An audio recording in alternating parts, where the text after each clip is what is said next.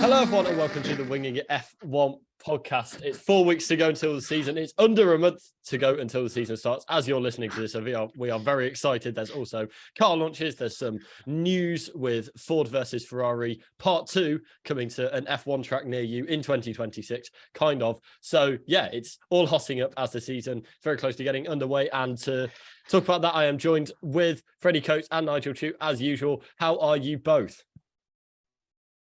Well, I'm not capable of matching the hype of that, but I'm doing all right. I've got a little bit of a cold, but other than that, I'm enthused by Ford, I guess.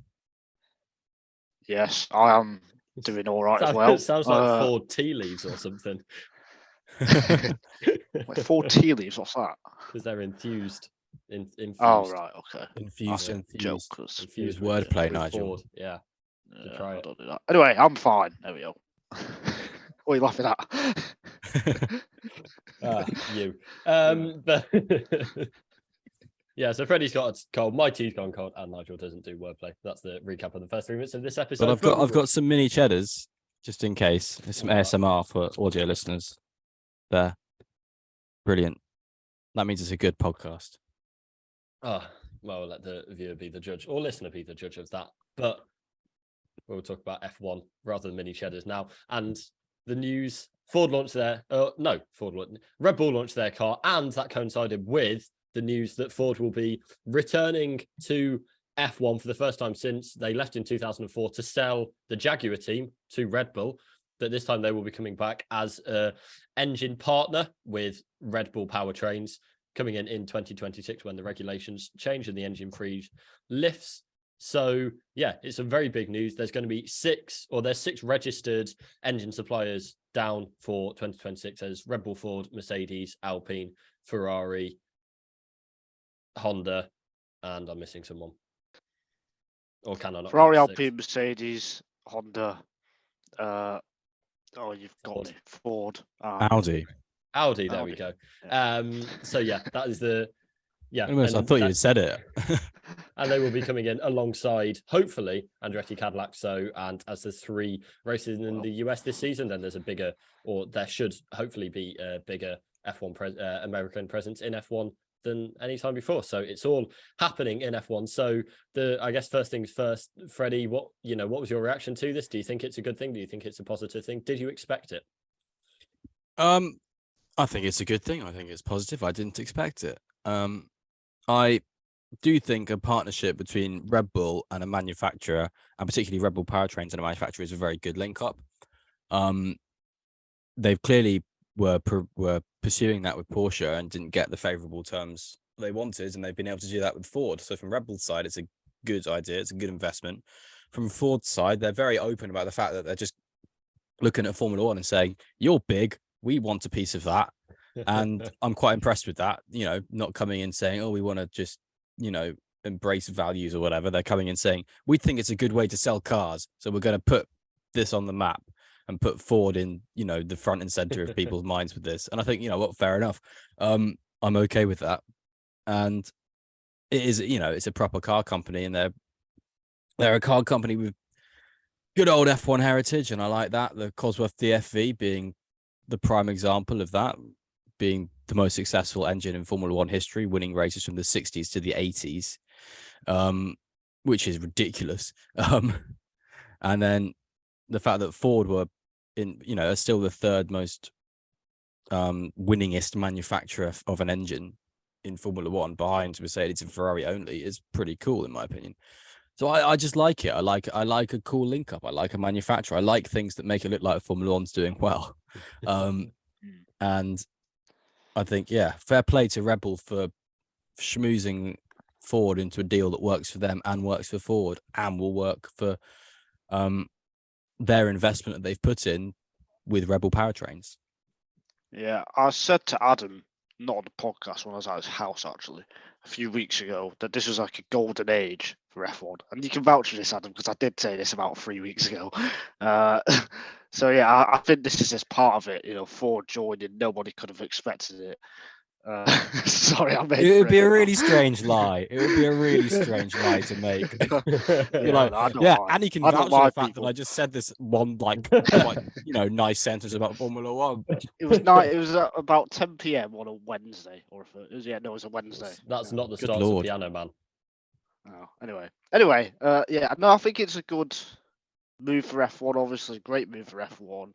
It's much better than the Aston Martin and Alfa Romeo kind of partnerships because they haven't really done anything apart from put money into Sauber and Aston Martin, I guess, for in terms of the like the technology side of it. Whereas Ford they're going to be doing effectively half of the power unit stuff, so the battery, the electric bits, and I think some of the software as well. And Red Bull are going to be Red Bull powertrains are going to be focusing on the internal combustion engine. So it's not just a badged up Red Bull. It is Ford are going to have some technical input into it.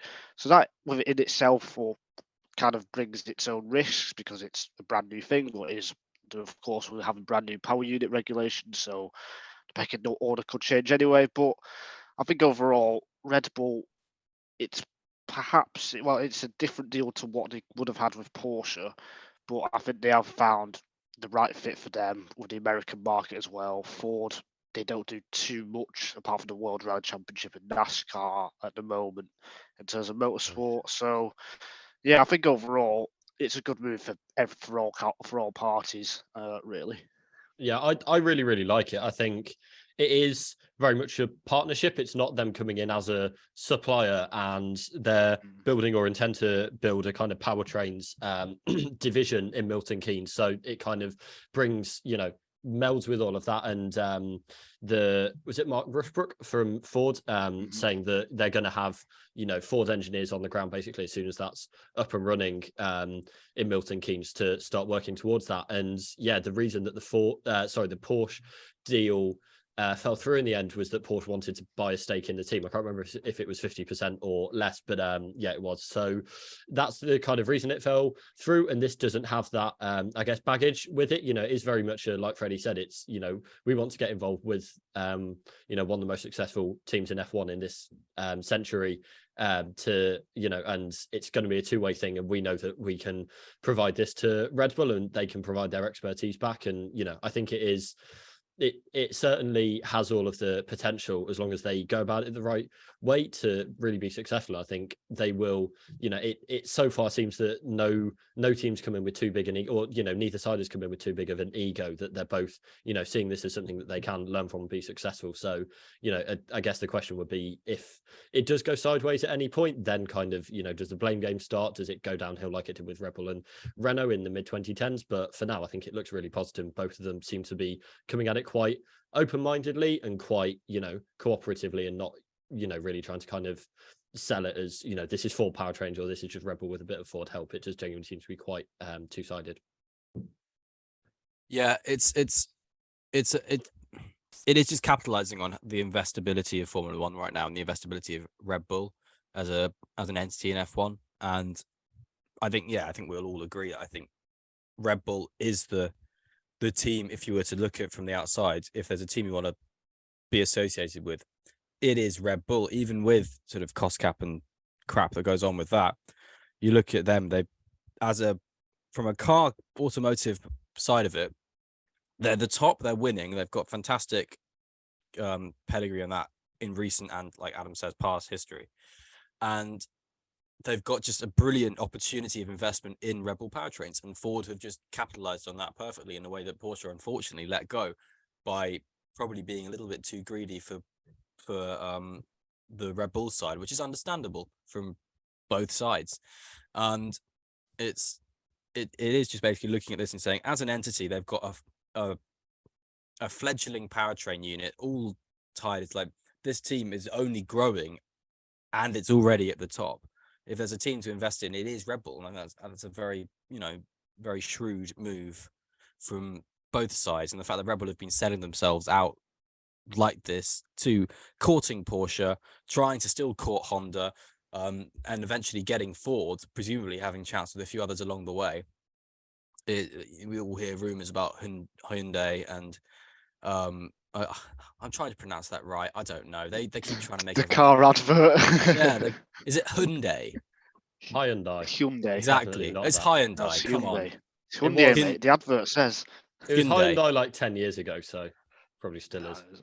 So I yeah, drove a like Hyundai there've to been college, there've always but- been there's been rumors of Hyundai and Hyundai ones a bit. Maybe they were talking to Red Bull. I mean, I'm purely speculating here. Probably Audi did. Probably Cadillac Yeah. probably was actually blindsided as like an opportunity. But it's shrewd, good, proper, simple automotive marketing. Yeah. When was the last time like you had two different teams, as it were, so Red Bull Powertrains and Ford coming together to build a power unit or an engine? Because I can't remember the last McLaren time. Honda. Red Bull Honda. Williams Sauber. But that was just a bit Honda further back. pure No, engine, BMW wasn't it? Sauber. McLaren didn't have any input in terms of the engine, did they? No, but they were a works team essentially, and we're having works Yeah. discussions, and the engine was designed for that car. If you're going like that, maybe McLaren Mercedes then, if you want, or BAR Honda, or Red Bull Renault. So yeah, there's been mixed success with all those teams then, I guess, in terms of it working and not working. And this is a 5-year deal with Red Bull and AlphaTauri as well. So yeah, it'll be interesting. If there's I mean, people were saying about the pecking order changing for last year for 2022, but really you need the engine regs to change as well for a really serious pecking order change, I think, because that's what we saw in 2014. Well, they are changing, like they're simplifying, aren't they, for 2026? That's the whole thing. Yeah, that's what I mean. So if we could see a genuine pecking order change, well, that's when Ford are coming in, isn't it? Yeah, that's what Nigel's saying. Sorry, I don't know why you said, but I misheard what you were saying. He's saying like they need. What I'm saying is last year people were saying, "Oh, there could be a pecking order change," but there was no actual power unit. I understand now. It was just aero. Whereas 2026, I think it's both, isn't it? It's aero and engine changes. So we could see a very different order then, but that's still 3 years away. I mean, for me, it's a weird one, all of that, because I don't even see that being much of a change. If you look at the fact that if there's aero carryover, it would be interesting to see. To be honest, I don't know at all, because I think the reason there was a big pecking order change with the latest engine change was simply because it was so different. Yeah, and this isn't as different, I guess. Yeah, and the reason that the pecking order change came from pure dominance rather than competition. So I don't know. I think it was a wait and see situation for that, but I think Red Bull Powertrain's sole focus have been those regulations since they were set up, whereas everyone else pretty much has to still, throw in reliability upgrades to what we got now. So it'd be interesting to see how that works. And I think they've done so well to get Honda tied up, not as a manufacturer, of course, but for the next 3 years, even though they officially pulled out in 2021, because they've got arguably the best engine, best power unit for the next 3 years. And then they know they've got this Ford thing coming as well. So they're pretty much as good as they can get, like, placed for the next, for the medium to long term future in F1 Red Bull, I'd say. But that does raise the question of Honda, because it was, rumored that they might get by AlphaTauri. We discussed that a few weeks ago on the Cadillac podcast, and kind of where does it leave them now? Not many options. I mean, let's go through the teams. It's not going to be Ferrari. It's not going to be Red Bull. It's not going to be Mercedes. Not going to be Alpine. Aston Martin, I think, are tied up with Mercedes in terms of engines. Obviously, not AlphaTauri now, because Ford are going to use their engines. So then you're left with Alfa Romeo, who are going to be taken over by Audi. So it won't be them. So then you've got McLaren and Williams, and then potentially Andretti, but they're based with Cadillac and General Motors, a competitor against Ford, so it's not going to be Andretti. So Honda have left with McLaren, Williams, or nothing, as far as I see. And I fear it's going to be the latter, because they're going to have to put a lot more money back into an F1 program, and I don't think they're willing to do that with the direction they're headed in. So, which is a shame, because I love Honda personally. It'd be good if they were on the grid.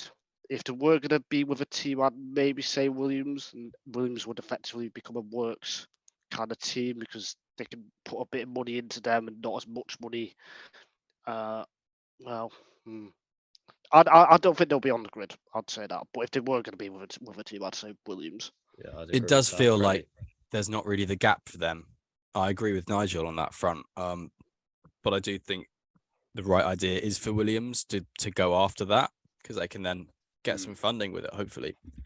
But I mean, my prediction for Honda is that they'll take the money from F1 and put it in WEC because they've got Acura in IMSA in the States, the sports brand of Honda that's America based solely, is absolutely smashed Daytona 24 hours and it's got a Le Mans spec car. So, but Honda aren't putting the money into that for a worldwide World Endurance Championship title tilt or anything, but I think they probably should do that. And I wouldn't be surprised if they say, just have minor involvement with Red Bull until 2025 and AlphaTauri, and then fully fledged dominating the world in WEC. Yeah, I kind of agree. I think it's not. I don't know, if you're Honda, I think you may be kicking yourself a bit. They obviously withdrew for at the end of 2021. They announced it in 2020, and then it's just kind of looking like more and more a bad decision. They could have been tied with the most successful team last season, and while there's kind of still that kind of involvement, there's still going to be the badge on the car this season. Then it's not the active partnership that they would have had going forward, and yeah, now you kind of standing by and watching these other manufacturers come in where you had all of the ground, you had all of those deals sewn up, and now you're not there. So I think if you're Honda, you're kicking yourself. But yeah, I think Williams in general, I think Williams is probably I think they need. We may talk about this next week after they launch the car and do a bit more of a Williams preview. But I think they need something. They need a kind of partnership like this because they could really be left behind because they've not got. It is a kind of privateer team still. It's left over from that F1 history, and they've not got the resources. They've not got the infrastructure that it's looking like all of the other teams now they partnered up are going to be coming into 2026 with. And I think Williams now, if you're from Williams, you're looking out and going out and trying to find a partnership. And if you're another team, then Williams is really the only, maybe McLaren, but I think both of them, if I was them, I'd be looking out for a partnership and just making sure you're not left in the dust, because it is going to be difficult if you're coming in competing against Cadillac, Audi, Mercedes, Ferrari, Ford, all of these huge names. It's going to be really difficult for Williams. Yeah, it's an interesting one because if you're Williams, you either want to stick with a good relationship with Mercedes or go to Honda, who are proven and are very proven recently, rather than going for an Audi or a Porsche or a Ford, Red Bull Ford, who aren't really proven. You might be in a better position if you're with a Honda power unit, to be honest. But you can't. I don't really know. I mean, obviously, and I don't know how much we want to spin this conversation out, but the FIA have very publicly put out the tender for new teams to come in, obviously with Formula One's approval. But this is one of the proper blatant invitations to new teams to Formula One, and I think they're eyeing this up as this kind of lots of people are wanting to be involved, and we don't want to have too many people left out in the lurch. So I wouldn't be surprised if there are any elements of that come to the fray in the future. I know we've mentioned Andretti, and the rumors are that Andretti Cadillac will have a Renault powertrain behind it. But then there are other options down the road with that. So are you saying Honda could come back as a works team? Not as a works team. I mean, I'm sure everyone would love that, but I mean, as a new team could just. Okay.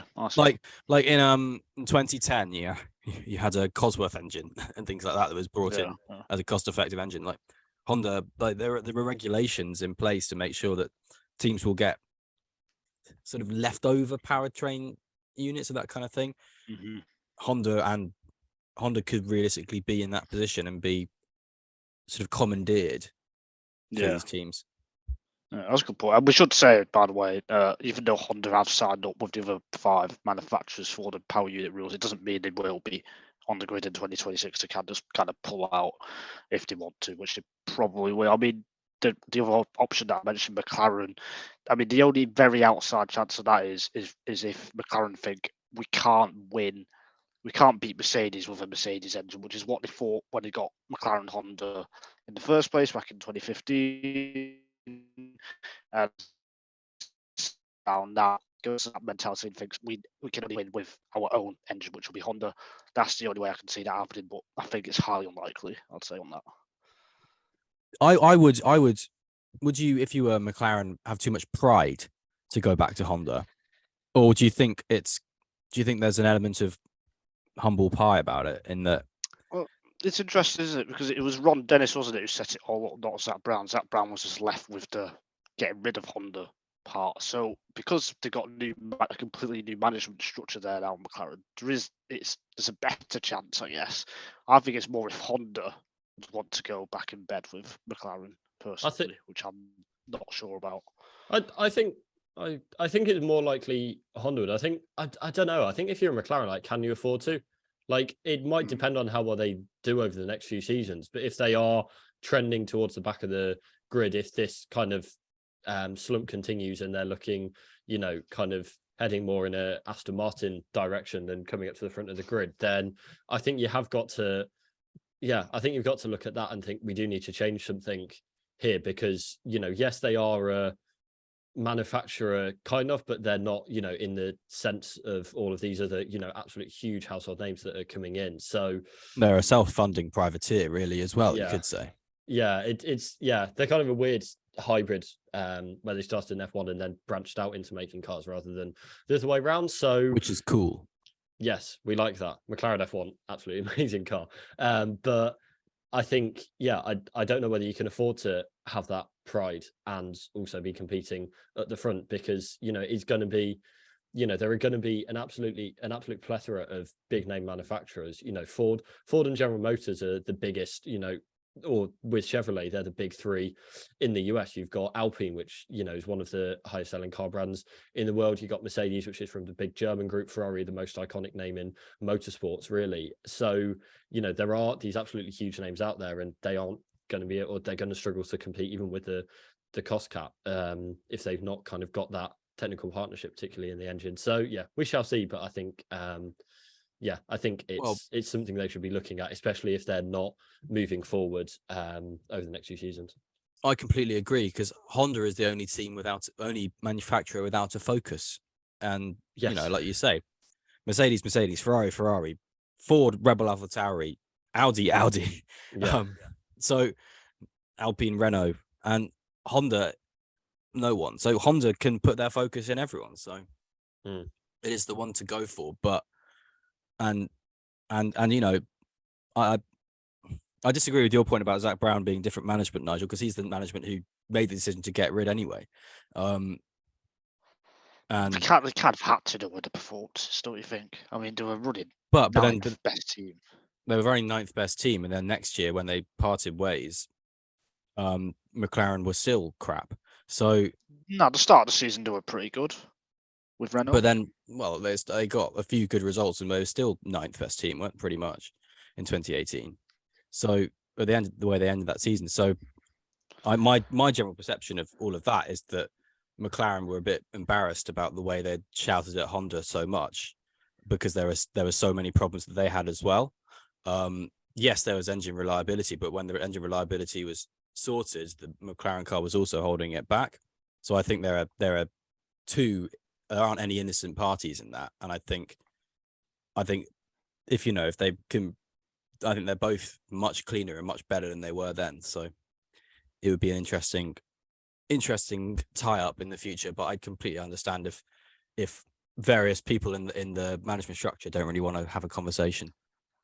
But like at the end of the day, if both parties can find the right deal, the right terms, they will put a deal together. I mean, it doesn't matter what's happening. Of course, totally. It matters to some extent. But like, if they find the right, if you've been shouting at someone across a board table only like 5 years ago, though, that's relatively recent. It is, but I think things can change after a year or two. I mean, also, if your job is on the line or your division is on the line, then there is that.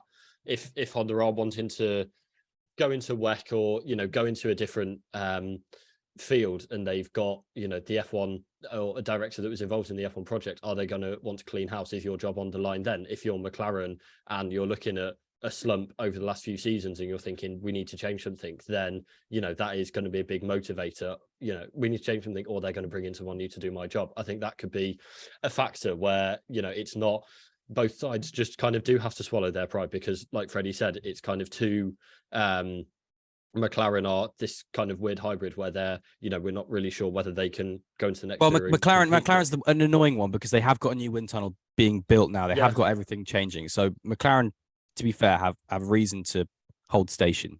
Yeah, but and then you've still got this kind of, they're the biggest team without that partnership, and then you've got Honda who are signed up and don't have a team. So I think it may be that they do kind of find each other just out of necessity, really. But yeah, we shall see. It's definitely a storyline. We did storylines to track over this season, but this will be a storyline to track over maybe the next couple of seasons instead.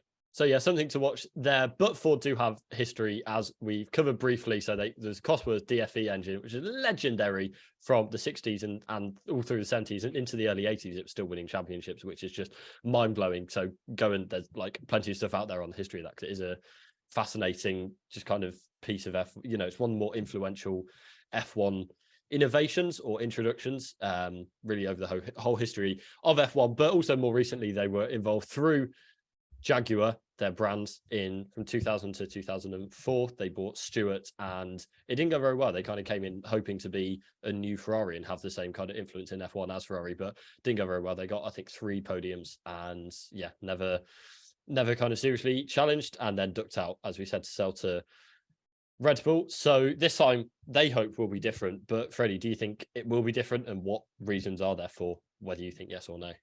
I think it'll be very different based on the way they tried to run Jaguar last time, was what a lot of teams were guilty of in the early 2000s, to be fair, namely Toyota as well, which is running it from a boardroom miles away with no care about motorsport. And the way Jaguar was run, I mean, Jaguar now is Jaguar Land Rover and is owned by Tata, an Indian brand, and so on, is not to do with Ford anymore. But at the time, it was owned by Ford. Ford were just a engine supplier, and they wanted to get more involved, so bought the Stewart team, like Adam says, who had just won a race and had been on the up as Jackie Stewart's own Formula One team. Pretty cool. And they bought it, and bought with it. They brought Eddie Irvine, who had been a championship contender, and Johnny Herbert, who'd won races and were drivers and so on. So, capable peddlers, and had a capable. You're thinking of. It's a normal phrase. It's a normal motorsport phrase. Capable peddlers, and they had good designers in Gary Anderson, who had won races with Jordan and so on. And it was on paper very good, because they'd done what you do, which is buy a team. But then they just kept not allowing decisions to be made without going through the big bosses and things like that. And it became a side project, and then it became a chopping heads project, basically.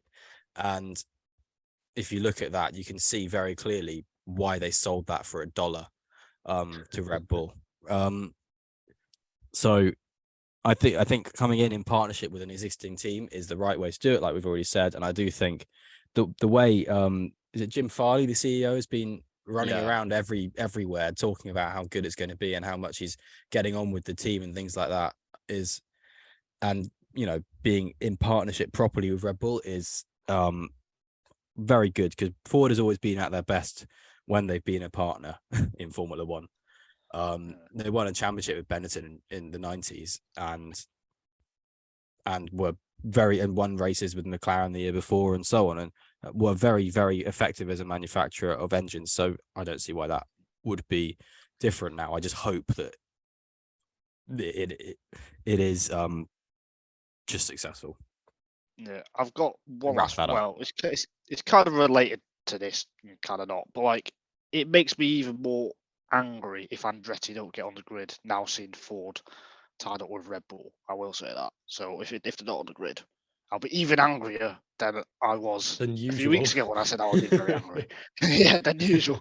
Yeah, than my normal self. So be careful of that, F1. Yeah, I agree. I think, like I kind of recapped at the top, I think the way they're talking about this is, very much it being a partnership and wanting to, they're coming in saying obviously they're going to be giving their backing and their resources to Red Bull and their expertise from their side, but also taking in Red Bull's expertise. And I think that's a really positive thing. So yeah, but the Jaguar F1 cars were some of the best looking F1 cars, one of my favorite livery schemes over the years. So, there's that. As Red Bull announced their 18th, well, not umpteenth, there we go.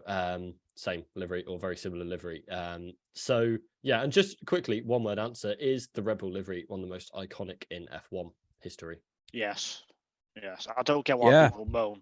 Like people moan about, people like, praise and credit the red and white McLarens and the Williams from the 80s and the 90s.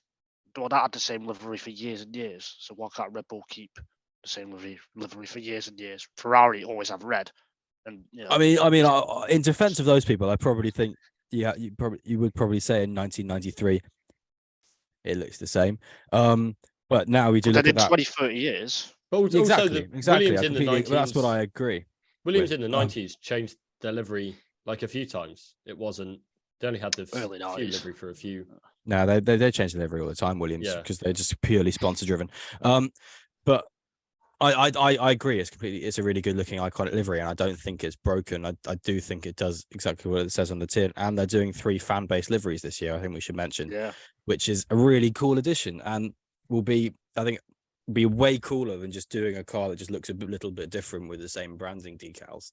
It's that's just different for the sake of being different. Like, do something that looks really cool as a base that they've got, and then do something really cool that's just cool fan engagement, which they're doing. So I'm really okay with it, and I really like this livery. Yeah, I'd agree with that. Yeah, I don't care too much about liveries, but it is quite a cool thing to do. Should we enter the competition to design the How does it livery? work? Because I wasn't really paying attention to the launch. How's it? No, I didn't pay attention. No, neither did I. But I'm assuming it's like, I don't know. You go draw to their it. web link and design one and Just draw see what happens. Just draw like 3 big faces of like us and stick it on the car with like a Winged It logo. That'd be I think you need to pay for that. Yeah, that's right. not. Yeah, I do. I don't know. It'd be quite nice. Their very first livery that I don't think ever made it onto the grid was like a Red Bull cam where it's silver and blue, and that was quite cool. But equally, if they carried on with that for 20? No, I can't maths. 18 years now, then that wouldn't be great either. And some of their funky testing liveries have also been quite fun. But so it might be nice to see The one white of them one, get a the run out. 2021 Turkish Grand Prix as well, which was meant to be for the Japanese Grand Prix, but it never happened. I quite like that, the white one they had. Yeah, so they have mixed it up a bit. And yeah, like we say, they're doing that again. But yeah, so there's our 2 cents on iconic liveries in F1. Jaguar and Red Bull for very different reasons. But we will move on to Haas, who also have a new look and a new sponsor, MoneyGram. What is that? It is a proper brand. I'm so glad Freddie came in there because I did not have anything to add. I was discussing this with someone and I've forgotten what it is, but I know it's legitimate and it's... Is it crypto? No. Okay. It's legitimate to do with money. Okay. Great. But it's not rich energy or something. So okay. It's a proper company. It's very big in the States. That's sort of like, I might be spouting absolute nothing here. Shit. Oh, I was trying not to swear. But apologies if anyone was offended by the language. I don't think we've ever said that, I don't think we've ever said never that. apologized. No, we haven't. But it's like a money got it. transfer thing. So I think it's like a PayPal, but I'm yeah. not sure. Yeah, but America has like 50 different versions. Yeah, it's Like a PayPal, cross-border Venmo, Cash App, P2P MoneyGram. payments and money transfer company based in Dallas, which isn't where there's a Grand Prix. There wasn't the 80s though. I like Dallas. So do I.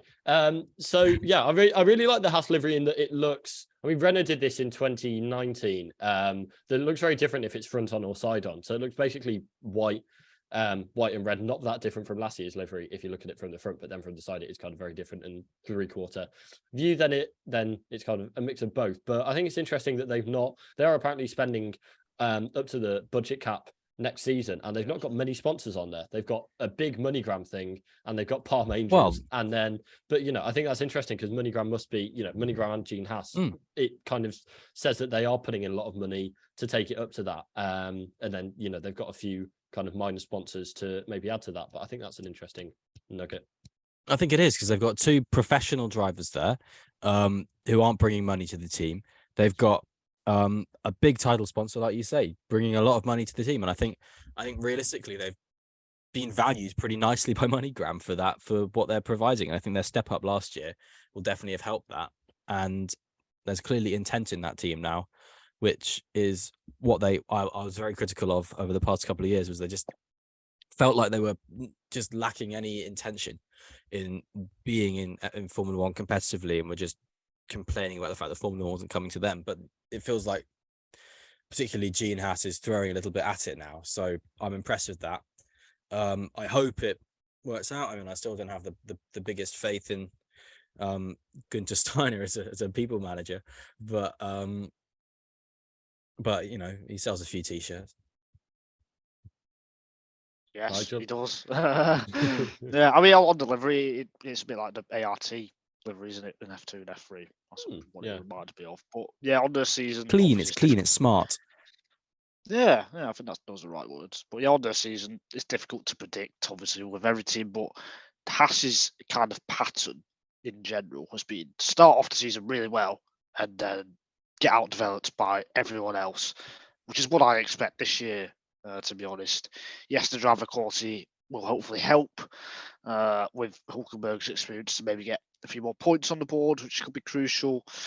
But in general, I kind of think they're going to have to score as big as they can early on in those first 5-6 races and then try and hang on to whatever they have. That's how I kind of see it. But it'll be interesting to see how the Hulkenberg-Magnussen relationship works as well, because they didn't get on and have the best of relationships. And of course, there was 2017 Hungarian Grand Prix when Magnussen told Hulkenberg to suck his bollocks, which I presume he never did. So yeah, it'll be interesting to see how that works. Yeah. Nigel, the man I know who criticizes people on the internet the most, was just the person that most people criticized on the internet. Yeah, I think it'd be interesting because I can see them kind of maybe getting closer to the front of the midfield in terms of performance, but maybe getting outgained by, particularly AlphaTauri and Aston Martin, who Aston Martin they lost to by 2 points in the construction, that AlphaTauri they beat. So I can kind of see, in the car being better, but actually them, maybe losing ground or treading water in terms of where they actually finish. So yeah, I mean, like, I'll just echo what Nigel said, really. It'll be all about making the most of their chances early on and, taking those opportunities. I do back them to do that. I think they've got a driver lineup that is solid. I think if they're on a good day, they will be able to bring that home. But Nigel's shaking his head, so I'm guessing he disagrees. Well, you know what I think about Hulkenberg over Schumacher, so yeah. Well, I don't think there's much improvement from it.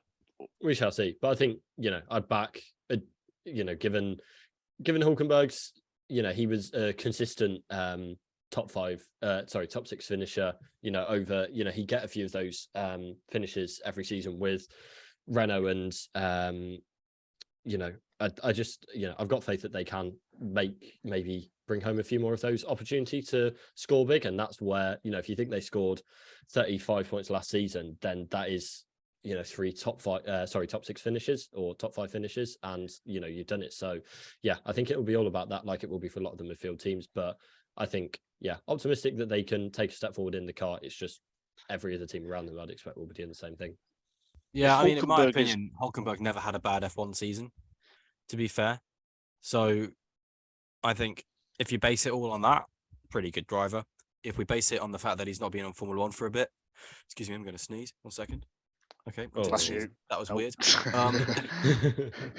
But if we base it on the fact that he's been out of Formula One and he's coming in quite green, quite old, it's going to be a little bit of a learning curve, which hopefully he'll be able to do at the moment, but we'll see. But based on him in 2017, 2018, 2019, and then they're like good driver. So if Hulkenberg is not beating Magnussen for most of the season, that's a weak driver lineup, in my opinion, because Magnussen's second half of 2022 wasn't that impressive to me. I'd say Schumacher was better. What if Magnussen's improved over the off season? But Nigel I won't don't think- know, I and don't he'll think he would criticize have. people. I don't think he would. I don't think, for me, drivers don't change too much year to year. Like, you're not suddenly just going to go up. You might improve a little bit, but I don't think in terms of the talent, don't. That's how I mean, I think it's dependent on things very massively. I do think drivers can take step ups and can make significant changes to the way they implement regimes and things like that. And the best time to do that is in an off season starting a new year. So I disagree, but I don't think it's the biggest step up. But I do think that drivers can, with the whole, after 10 races of slogging it, I can understand why someone would dip and why someone would then be better come the next year and can have an opportunity to start afresh and implement new regimes and have new ideas and things like that and push forward rather than just push to the end. So I do think there's a lot in it in people changing from the end of one year to going to the start of another. Yeah, I think also. No, I was just going to say, I think also, they've been designing the car this season with, Magnussen and latterly Hulkenberg in mind as well, whereas he was a very last minute introduction. So yeah, I think kind of all of that combined, I have faith in Haas being able to do that. And also, I think Hulkenberg, I think maybe with the being able to be more aggressive on the tyres as he'll hope to be this season compared to when he was in F1, it was kind of more about avoiding that cliff. Certainly at the start of his career, that was really his strength coming up as a young driver, and then had to change or adjust his driving style to match the Pirelli rubber, whereas this season he's coming in and it is more, I guess, suited to his natural talent. So I think that may be a factor. He'll hope it is, but yeah, I think there's reason, considering that they've got two veteran drivers who look like their careers could be over a few seasons ago or last season, then I think there are reasons for optimism, maybe more than you'd expect. Yes. No, I was just going to say on Freddie's point, of course, drivers, they can understand or a new car in a new season suits them better and that kind of thing. I think the way Hulkenberg's been talked about, if he isn't beating Magnussen by the end of the season, in terms of people thinking how good he's going to be, that will be massively disappointing, I'd say, because if he's not able to adapt. I think that's an arbitrary expectation. Okay. I don't think it is. No, I know you don't, but that's yeah, I agree with Freddie. And is all of this, especially talking about the car when we've not seen them on track, that'll change. So we do our season preview. Already talk about performance. We've seen our season preview. Then that's where we'll be able to go into more detail on that. But just a quick roundup of next week. We'll be podcasting again at the end of the week. There's Williams, Alfa Romeo, and AlphaTauri launching in that order. So I shall be present at the Williams launch and hearing and hopefully speaking to Logan Sargent and Alex Albon. Nigel, you'll be online at the AlphaTauri launch. Is that correct? Alfa Romeo. Yeah. It's a wrong Alpha. Same thing. Wrong one. Yes, I will. Yes. Yeah. And there was the news, which came a very short statement from Sauber Group. It's one of the shortest press release I've ever seen. That yes, they have confirmed that Audi has acquired a minority stake in the Sauber Group in preparation for them entering the sport in 2026. So that's fun as well. So Freddie, now Audi is already in Formula One, technically. Yes, they are in the form of the Alfa Romeo team. I wonder if they'll be on the car. No, Alfa Romeo won't allow that. They've bought the sponsorship space. This is the last season of the Alfa Romeo badge sponsoring Sauber this year. So maybe next year, but we'll have to see. Nigel and I predicted it's not going to say Alfa Romeo for the past 3 years. It's the end of a thin chapter of a book that nobody enjoyed reading. But yeah, we will be recapping all of that. I enjoyed it. I thought it was cool. It's you really like everything cool in F1. No, I don't know. Don't like Nigel. No. I'm sorry, Nigel. I do like you. Sorry. But I genuinely do think a car brand looking at Formula One going, yeah, cool, let's just do it and be involved in it and put money into funding a team that wasn't being funded and then giving it funding. Because like, yeah, Nigel was saying earlier that Alfa Romeo weren't involved in the technical. No, but they funded it.